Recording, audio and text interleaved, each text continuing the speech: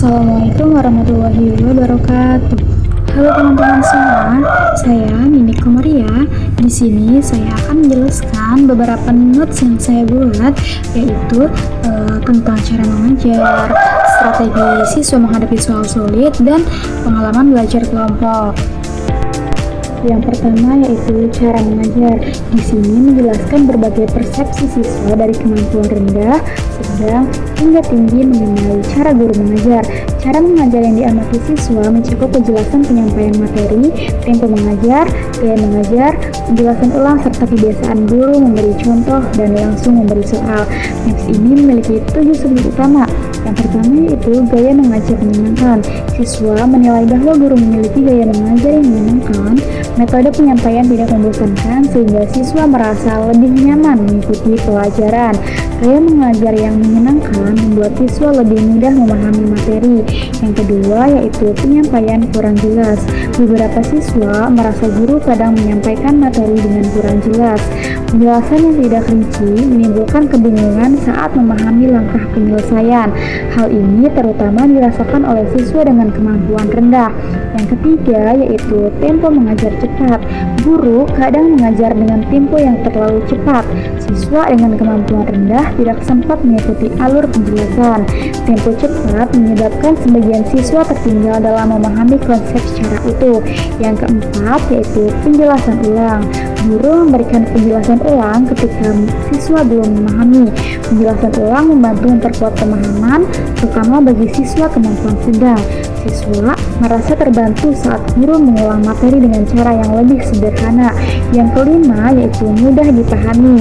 Sebagian siswa menilai cara mengajar guru mudah dipahami. Penjelasan runtut, contoh yang diberikan jelas, dan penyampaian sesuai kebutuhan siswa. Hal ini membuat siswa lebih percaya diri dalam menyelesaikan tugas. Yang keenam yaitu langsung pemberian soal. Guru sering langsung memberikan soal setelah penyampaian materi. Bagi beberapa siswa, hal ini membantu untuk segera memperhatikan konsep. Namun, bagi siswa kemampuan rendah, pemberian soal cepat membuat mereka merasa belum siap. Yang ketujuh yaitu guru menjelaskan materi dan memberikan contoh. Guru selalu memberikan contoh soal sebelum meminta siswa mengerjakan latihan. Contoh yang diberikan mempermudah siswa memahami pola langkah pemecahan masalah. Pendekatan ini dinilai membantu semua kelompok kemampuan siswa. Yang kedua yaitu strategi siswa menghadapi soal sulit. Di sini menggambarkan bagaimana siswa merespon soal-soal yang mereka anggap sulit atau membingungkan. Soal sulit di sini bukan hanya karena materinya yang rumit, tetapi juga karena siswa tidak langsung mengetahui langkah penyelesaiannya. Di sini juga menunjukkan cara siswa bereaksi berdasarkan tingkat kemampuan mereka, yaitu rendah, sedang, dan tinggi.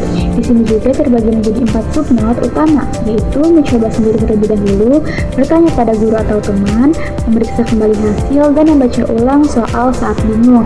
Yang pertama yaitu mencoba sendiri terlebih dahulu. Banyak siswa dengan kemampuan rendah maupun sedang memilih untuk mencoba mengerjakan sendiri terlebih dahulu sebelum meminta bantuan. Mereka berusaha memikirkan langkah penyelesaian berdasarkan apa yang mereka ingat. Perilaku ini menunjukkan bahwa siswa masih memiliki kemampuan untuk memahami dan menyelesaikan soal secara mandiri, meskipun mereka belum yakin dengan jawabannya. Upaya mencoba sendiri menandakan adanya usaha awal sebelum mereka berpindah ke strategi lain. Yang kedua yaitu bertanya pada guru atau teman. Di sini siswa kemampuan sedang dan rendah cenderung langsung bertanya pada teman atau guru ketika mereka merasa tidak mampu melanjutkan pengerjaan. Strategi ini menggambarkan bahwa siswa membutuhkan bantuan sosial untuk melengkapi pemahaman mereka. Mereka mencari konfirmasi atau penjelasan tambahan yang dapat membantu mereka memahami langkah penyelesaian yang benar. Hal ini menunjukkan bahwa sebagian siswa sangat bergantung pada bimbingan eksternal ketika menghadapi soal yang sulit. Yang ketiga yaitu memeriksa kembali hasil. Siswa kemampuan tinggi lebih sering menggunakan strategi memeriksa kembali hasil. Setelah menyelesaikan soal, mereka meninjau ulang langkah-langkahnya untuk memastikan tidak ada kesalahan. Strategi ini menandakan adanya sikap teliti, kemampuan reflektif, dan pemahaman konsep yang lebih kuat. Berbeda dengan siswa lain, mereka tidak hanya fokus pada menemukan jawaban, tetapi juga memastikan kebenaran proses penyelesaiannya. Yang keempat yaitu membaca ulang soal saat bingung. Nah, di sini siswa dari berbagai tingkat kemampuan, rendah, sedang, hingga tinggi, sering memilih untuk membaca ulang soal ketika merasa bingung. Membaca ulang menjadi strategi dasar yang dilakukan siswa untuk memahami konteks, informasi penting, atau kata kunci yang mungkin terlewat. Strategi ini umum dilakukan karena dianggap sebagai cara termudah untuk memperjelas maksud soal sebelum memilih langkah penyelesaian berikutnya. Yang ketiga yaitu pengalaman belajar kelompok. Di sini menggambarkan berbagai pengalaman yang diperoleh siswa ketika mengikuti proses belajar kelompok. Pengalaman tersebut mencakup kemandirian, kolaborasi, pertukaran pendapat, hingga kerjasama saling membantu. Nah, di sini menunjukkan jenis pengalaman yang dialami oleh siswa dengan kemampuan yang berbeda seperti rendah, sedang, dan tinggi. Nah, yang pertama yaitu belajar mandiri dengan diskusi terbatas. Pada bagian ini, siswa cenderung belajar secara mandiri, namun tetap melakukan diskusi dalam lingkup kecil. Diskusi yang terbatas tetap membantu siswa berbagi pemahaman dasar, meski tidak terlalu mendalam. Yang kedua yaitu kolaborasi efisien.